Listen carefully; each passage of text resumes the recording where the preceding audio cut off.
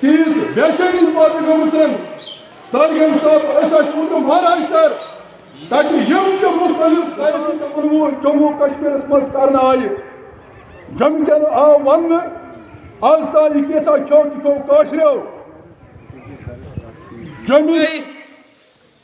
Minus वतनस मज minus Kashir मन बसी तमे मूजूब वनान मत्राव खल बोन कुनत पासी आय वन खतर आज मह यह गुमान थार गम मा हलम गारन वाट खतर आज वन टाछा बुमा छी या दिन आमुत के या चे निशान nin खतर आमुत न मे कह बह कर ऐ हवाल न टाछा चे कह यथ पे मे नजर आसे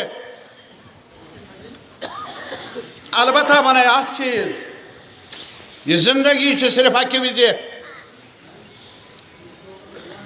इस दह कबूल सह एहतरामुक सह कल थोत तुलित कल झुकायित की बात तो अभी मैंने की नहीं, लेकिन ये ज़रूर है कि हमारा हक है एज सिटीजन्स शहरी होने के नाते क्या हम अपने हक के दिफा में खड़े हो जाए। जो हमारा है वो हमारा ही रहना चाहिए। इस मांग को लेकर हम हर दरवाज़ा खटखटाएंगे, हम एक साथ मिलकर आवाज़ बुलंद कर लेंगे। ये मेरी गुजारिश है, अपील है समाजी सियासी तंजीमों से, रहनुमाओं से कि वो अपने प्लेटफार्म्स पर भी उन मसाइल को उजागर कर लें जिनका सामना है हमारे आवाम को, जम्मू के आवाम को, कश्मीर के आवाम को। मसलन यही ज़मीन का सवाल है, तशवीश पैदा हुई है पूरे खित्ते में। अब हमें बताइए, पहले ये कहा जाता था कि इन्वेस्टमेंट के नाम पर यहाँ रुकावटें खड़ी हो चुकी हैं 370 की वजह से। लीज़ पर जब हमने कहा लीज़ पर ज़मीन मिली है कुछ कारखाना वालों को और होटलियर्स को, तो उस वक़्त हमारी बात को सुना भी नहीं गया।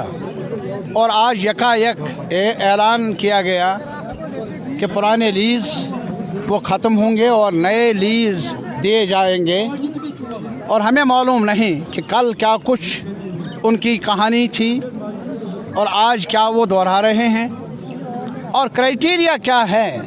अगर किसी भी लीज़ होल्डर को वो खारिज करना चाहते हैं, वजूहात बताएं, आवाम को एतमाद में लें।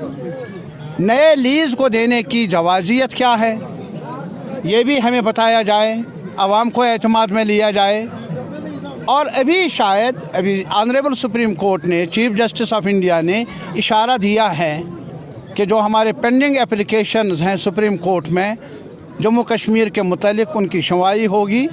उसमें एक कानून ये भी है, एक रिट पिटिशन ये भी है जहां लैंड एक्ट में जो तरमीम की है एडमिनिस्ट्रेशन ने, उसको भी चैलेंज किया गया।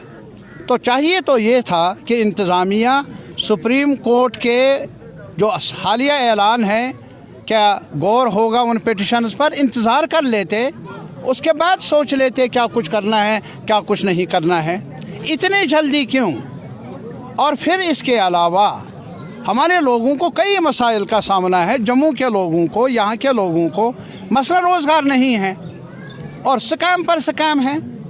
अरे साहब हमें बताइए कि एक बार तो हमें बताइए कि आपने आज तक कितनी नौकरियां दी और जो लोग स्कैम्स में हैं, जो आपके एजेंसीज़ हैं, जो आपके इंस्टीट्यूशंस हैं जिनकी बुनियाद पर यह रिक्रूटमेंट हुआ है, उनके मुतालिक क्या सोचा है और आपने ये क्या सोचा है कि नया खाका पेश कर लेंगे, नए इदारे पेश कर लेंगे ताकि आवाम को, नौजवानों को कुछ रोज़गार मिले और साफ शफाफ मिले।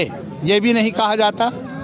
और इसके अलावा एक और चीज़ मैं आपकी खिदमत में लाना चाहता हूँ, क्या कितने लोग हैं जो हमारे बाहर के जेलों में हैं और जो इस एक्ट के तहत बैरूनी जेलों में हैं, उनको यहाँ कश्मीर में वापस लाओ। तारिक अहमद साहब, जिस तरीके से बिजली का निज़ाम काफ़ी दरहम बरहम है, अगर हम पंजाब की बात करें वहाँ पे अभी ज़ीरो जो है वहाँ पे बिल आई है किसानों को, और बाकी यहाँ दिल्ली में भी काफ़ी जो है नहीं, मैं एक चीज़ बताऊंगा, अभी एक और इलेक्ट्रिसिटी बिल अमेंडमेंट बिल पड़ा है पार्लियामेंट में। अभी जो संयुक्त किसान मोर्चा ने एक मांग उनकी ये भी है कि वो जो इलेक्ट्रिसिटी बिल अमेंडमेंट कानून पड़ा है उसे लागू न किया जाए। अगर उसे लागू किया गया तो अंधेरे को पूरा ठेका मिलेगा, पूरे देश में अंधेरा फैलाने का। किसी भी शख्स को, आम शहरी को, दरमियाना दर्जे के गरीब शहरी को बिजली इस्तेमाल करने की ताकत नहीं रहेगी। और आज भी यही है, बिजली हो या ना हो मीटर लग जाएगा, ताला लग जाएगा। इसीलिए हम कहते हैं यार, सेब का सवाल हो या बिजली का सवाल हो, आवाज़ उठाओ, पुरअमन आवाज़ उठाओ, ज़बान तो खोलो, बात तो करो। और अगर हम बात कर लेंगे, जम्मू कश्मीर लद्दाख के लोग एक साथ, जब किसानों ने मनवाया, एक साल लड़े वो, हम भी मनवाएंगे ये नारा देकर, ये ज़मीन हमारी है, हमारी ही रहेगी और हमें रोशनी चाहिए, हमें बिजली फ़ीस में इजाफ़ा नहीं चाहिए, हमें सेफ्टी एक्ट नहीं चाहिए, हमें सेफ्टी चाहिए। कैदियों को वापस लाना है ताकि यहाँ के बाल बच्चे उनसे मिल सके।